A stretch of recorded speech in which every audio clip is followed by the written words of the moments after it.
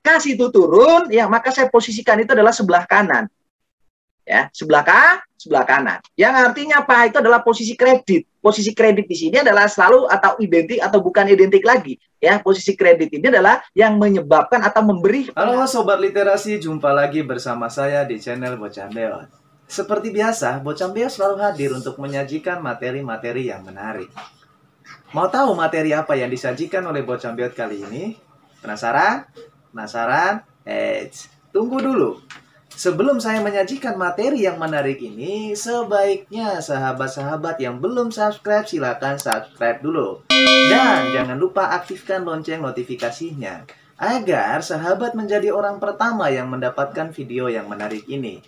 Dan juga sahabat tidak akan ketinggalan video-video menarik lainnya. Oke?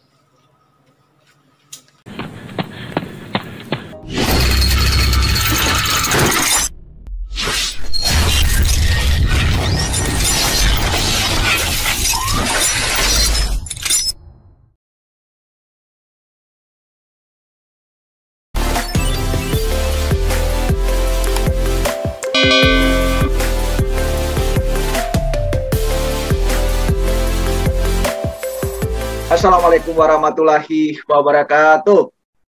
Waalaikumsalam warahmatullahi wabarakatuh. Waalaikumsalam warahmatullahi wabarakatuh. Selamat sore, apa kabar semuanya? Alhamdulillah sehat. Luar biasa. Luar biasa. Ini salah kali ya. Selamat pagi semuanya. Selamat malam, Pak. Oh ya Malam, malam Pak. ya. Soalnya nggak ada semangatnya gitu kan ya. Ya. Nggak ada semangat gitu ya. Alhamdulillah. Oke, puji Tuhan ya, puji Tuhan masih berjumpa lagi bersama saya di mata kuliah pengantar akuntansi, dan puji Tuhan ya. Puji Tuhan hari ini saya berjumpa dengan teman-teman itu di minggu yang keempat. Oke. Baik ya, teman-teman, kita masuk kepada materi pokok ya. Kita masuk kepada materi pokok. Yang materi pertama kita adalah terkait dengan menganalisa transaksi bisnis. Ya, materi pokoknya apa? Menganalisa transaksi bisnis. Nah, dalam hal terkait dengan kita menganalisa transaksi bisnis ini, apa yang perlu kita analisa? Ya. Dan untuk kita menganalisa terkait dengan transaksi bisnis ini, apa yang perlu kita butuhkan atau apa yang kita harus siapkan? Gitu. Dalam hal ya terkait dengan menganalisa transaksi bisnis di sini, yang perlu kita pahami adalah terkait dengan ini adalah yang namanya mencatat dan mengiktisar. Ya, kalau kita tidak mencatat atau kita tidak mengiktisar, bagaimana kita melakukan analisa sebuah transaksi tersebut? Bagaimana kita bisa mengetahui transaksi tersebut adalah memiliki pengaruh? Maka kita harus melakukan yang pertama itu adalah mencatat dan mengiktisar. Dalam hal kita mencatat dan mengiktisar yang berhubungan dengan transaksi bisnis ini, maka kita membutuhkan sebuah ya atau sesuatu yang akan menampungnya. Yang dimana di sini adalah saya sebutkan sebagai akun. Nah, itu yang akan menampung semua ya transaksi bisnis yang kita catat dan kita iktisarkan. Pertanyaannya adalah apa yang dimaksud dengan akun di sini? Ya.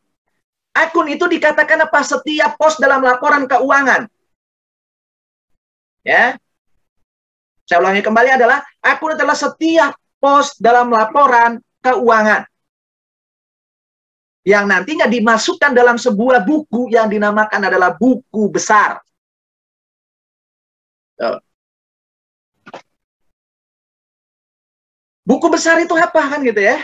Buku besar itu merupakan sekelompokan akun, ya saya ulangi kembali, buku besar itu merupakan sekelompok akun untuk suatu entitas bisnis. Ya. Lalu yang berkaitan dengan hal tersebut adalah agar semua buku besar ini bisa dijalankan dengan baik, ya, atau agar bisa diiktisarkan dengan baik, agar bisa dikelompokkan dengan baik, maka ada yang disebut sebagai bagan akun. Ya. Bagan akun. Bagan akun adalah daftar akun dalam buku besar. Yang dimana tadi saya katakan apa? Agar kita bisa mengelompokkan semua transaksi tersebut atau kita mengiktisarkan terkait dengan akun-akun tersebut, maka ada yang dinamakan sebagai bagan. Yaitu bagan akun. Nah,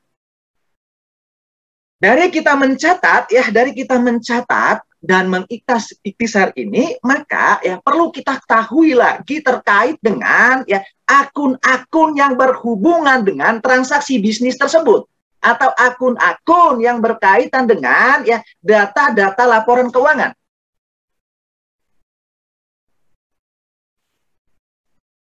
Akun apa aja Kak itu? Ya, akun-akun yang berkaitan dengan ya laporan keuangan tersebut atau buku besar tersebut. Yang pertama itu adalah namanya aset. Ya, aset.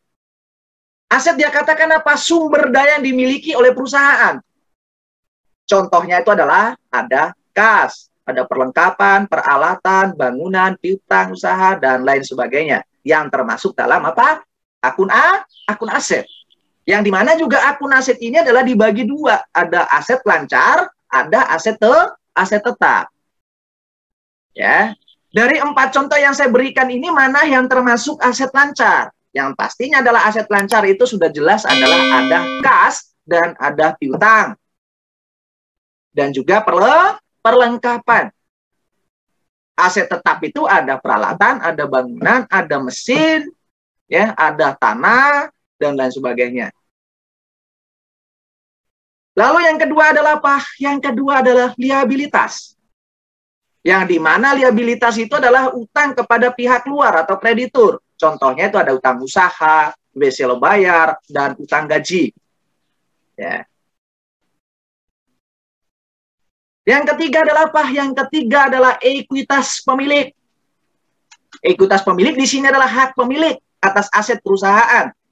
Yang dimana adalah contohnya adalah saya ngambil modal Tuan Marcel dan penarikan Tuan Marcel. Ya, ada modal, ada penarikan. Nah, itu yang masuk dalam apa?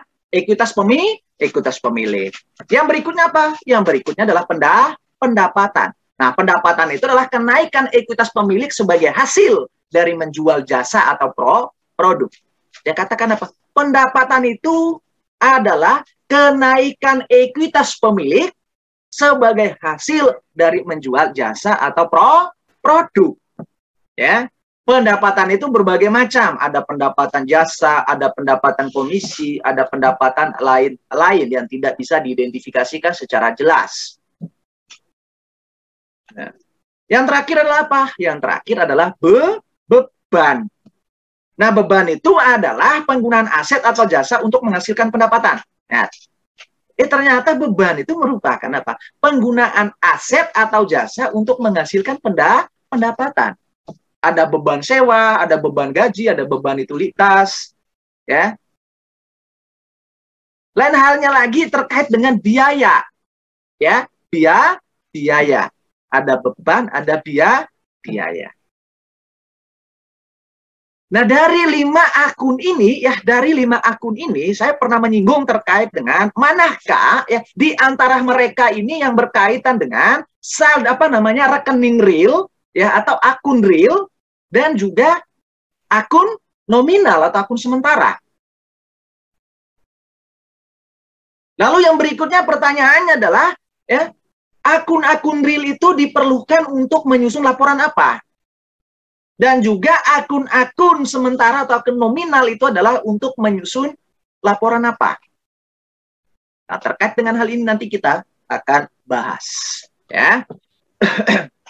Nah, dari hal ini maka ya terkait dengan tadi yang berkaitan dengan yang saya sampaikan adalah akun real dan akun nominal ini adalah ya kita bisa akan melihat ya ada yang pertama itu adalah laporan posisi keuangan atau neraca. Akun neraca. Nah, dari akun-akun tadi, mana ajakah yang masuk dalam laporan posisi keuangan atau neraca? Ya, mana ajakah ya yang termasuk dalam ya laporan ekuitas, laporan laba rugi? Maka kita akan lihat pertama di sana adalah laporan posisi keuangan atau akun neraca. Nah, laporan posisi keuangan itu terdiri dari yang pertama itu adalah aset. Ada liabilitas dan yang terakhir adalah ekuitas pemilik. Nah, dengan demikian kita bisa simpulkan bahwa akun yang berkaitan dengan akun real itu adalah ya akun-akun yang dibutuhkan dalam menyusun laporan keuangan, yaitu laporan posisi keuangan atau neraca. Nah, akun-akun real itu terdiri dari aset, baik aset tetap maupun, dan yang ketiga adalah ekuitas pemilik. Nah, tadi di depan itu ada 5 akun. Nah, duanya ini kemana, Pak? Gitu kan ya? Kan 3 sudah ada, terus 2-nya kemana? Yaitu yang berkaitan dengan pendapatan dan beban. 2 itu kemana? 2-nya itu adalah ada di laporan laba rugi. Ya, laporan laba rugi. Yaitu ada beban dan ada pendapatan. Nah, dari sini bisa kita simpulkan bahwa pendapatan dan beban itu merupakan akun nominal atau akun sementara. Ya, akun sementara atau akun nominal. Kenapa dikatakan akun sementara atau akun nominal? Karena akun-akun tersebut hanya dibutuhkan pada saat atau pada satu periode akuntansi. Ya, hanya dibutuhkan pada satu periode akuntansi. Yang maksudnya bagaimana? Yang maksudnya adalah jika sudah tutup buku, maka akun tersebut adalah harus apa? Harus ditutup. Sehingga pada awal periode berikutnya akun pendapatan dan akun beban itu tidak muncul kembali. Oke? Ya, sehingga itu dinamakan sebagai akun sementara. Lalu kita tarik lagi ke belakang yang berkaitan dengan persamaan dasar kemarin. Ya, di persamaan dasar kemarin sudah kita akan melihat di sana bahwa semua yang berhubungan dengan pendapatan dan beban itu pasti selalu mempengaruhi apa? Mempengaruhi modal. Ya.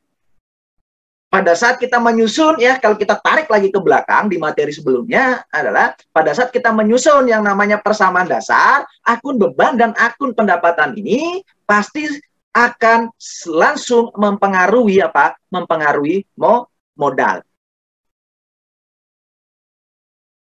Ya. Karena tadi dia katakan apa? Pendapatan itu terkait dengan kenaikan ekuitas pemilik akibat dari suatu transaksi bisnis yang berkaitan dengan apa? Adanya penjualan. Oke, disimpan dengan baik-baik ya. Lalu kalau mau ditanya lagi yang berikutnya adalah ada namanya laporan perubahan ekuitas. Laporan perubahan ekuitas itu terdiri dari apa aja? Ya, pada saat menyusun laporan perubahan ekuitas itu terdiri dari ekuitas pemilik dan laba rugi, dan juga jika ada terkait dengan pengambilan pribadi. Nah, sehingga pendapatan dan beban itu memang harus ditutup di akhir periode akuntansi, sehingga dikatakan tadi apa? Sementara, sementara.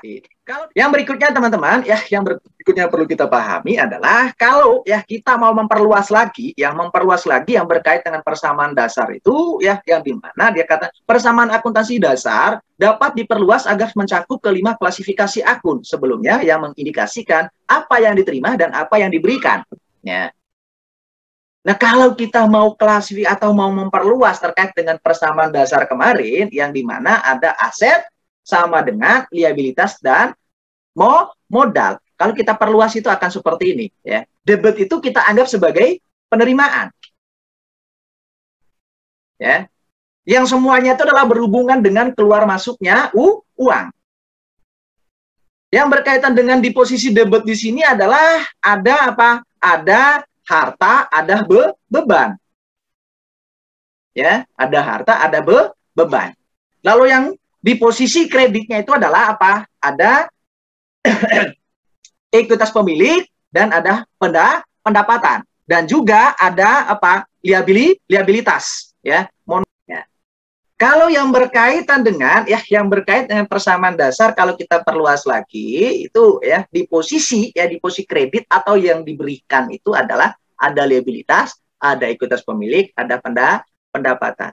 Nah, artinya apa sih? Artinya ini kalau kita mau sederhanakan semua ini adalah saldo normalnya itu adalah kredit. Ini di posisi sebelah, yaitu liabilitas, ekuitas pemilik, dan modal. Kalau yang berkaitan dengan di sisi debit di sini, ya, ini artinya harta dan beban itu saldo normalnya itu adalah debit. Ya. Selanjutnya adalah dari persamaan dasar yang diperluas ini, maka ya kita akan membahas yang berkaitan dengan akun, berkaitan dengan akun T. Ya. Akun T itu merupakan untuk membentuk atau untuk membantu kita semua dalam hal kita memindahkan atau mencatat transaksi, maka saya akan memberikan yang berkaitan dengan akun T. Ya. Akun T, kenapa nama akun T? Akun karena bentuknya seperti huruf T gitu kan ya, akun T. Yang artinya apa? Ini mempermudah dalam hal kita memahami terkait dengan posisi debit dan posisi kredit. Karena nanti kita akan memahami lebih jauh terkait dengan bagaimana kita mau menyeimbangkan antara akun T ini, menyeimbangkan yang namanya akun T. Ya. Nah, sehingga yang berkaitan dengan pada saat kita mencatat yang berhubungan atau membuat yang namanya akun T itu selalu kita berikan, setiap akun itu diberi dengan judul. Ya. Harus diberi judul. Yang dimana saya ngambil contoh yang pertama di situ adalah yang berkaitan dengan apa? Yang berkaitan dengan kas. Nah, dari sini kita bisa melihat nah, yang di sebelah yang berkaitan dengan menambah itu menambah kas itu adalah yang berkaitan dengan debit. Ya. Debit. Ya. Saya menempatkan itu adalah yang naik itu yang membuat kas itu naik itu adalah kiri. Ya. Di sebelah kiri. Kalau yang berkaitan dengan kas itu turun, maka saya posisikan itu adalah sebelah kanan. Ya, sebelah kanan. Posisi kredit ini adalah yang menyebabkan atau memberi pengaruh negatif terhadap kas. Ya, memberi pengaruh negatif terhadap kas karena akan mengurangi posisi kas. Nah. Nah, sehingga teman-teman pada saat kita melakukan penjumlahan kita melakukan penjumlahan terkait dengan akun T ini, pertama sekali kita itu harus mulai dari sisi mana? Yang kita mulai dari sisi debit dulu untuk kas. Ya. Untuk kas atau aset kita mulai dari sisi debit dulu. Baru setelah itu kita menjumlahkan di sisi sebelah kiri. Ya, atau sisi kredit. Ya. Sehingga kita bisa lihat, saya mengambil contoh yang berkaitan dengan bagaimana kita menyeimbangkan akun T ini. Ya. Sehingga saya di sini adalah memberikan angka yang saya ambil di sini adalah angka-angka dari contoh persamaan dasar kemarin. Angka-angka dari mana? Angka-angka dari persamaan dasar. Nah, maka yang pertama tadi saya katakan adalah kita harus jumlahkan dulu di posisi debit. Setelah kita jumlahkan di posisi debit, maka kita jumlahkan di sebelah kreditnya. Ketika kita sudah menemukan jumlah antara debit dan kredit, maka kita lakukan banding. Ya. Setelah kita melakukan banding, maka kita akan menemukan sebuah selisih. Nah, untuk mencatat atau memposisikan selisih ini, maka kita harus pahami yang berkaitan dengan saldo normal. Ya. Saldo normal. Yang dimana tadi kalau kita melihat di persamaan dasar yang diperluas, Di mana di sisi yang berkaitan dengan debit di situ, itu adalah pasti semuanya ada harta, ada beban. Harta di sini yang berkaitan dengan aset, ada beban. Maka dalam hal ini adalah ya selisih antara posisi debit dan posisi kredit ini ya kita tempatkan atau kita catat di sisi sebelah debit. Di sisi sebelah debit. Ya.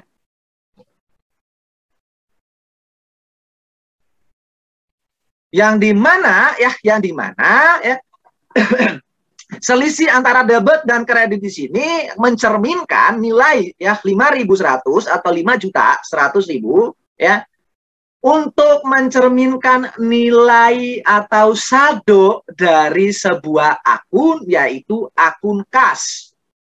Ya, dari akun kas. Yang perlu saya garis bawahi bahwa ya di setiap kita melakukan jurnal ya atau kita mencatat transaksi, maka posisi debit dan posisi kredit itu harus sama. Ya, harus sama. Nah, itu yang namanya yang berkaitan dengan bagaimana kita menyeimbangkan yang berhubungan dengan apa? Menyeimbangkan akun T.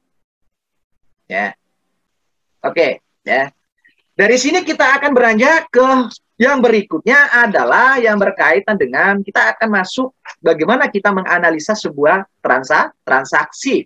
Dan juga tadi kita mengatakan adalah bagaimana kita menyeimbangkan terkait dengan akun T tersebut. Yang dimana ya tadi saya garis bawahi bahwasannya setiap jurnal transaksi posisi debit dan posisi kredit itu harus sama.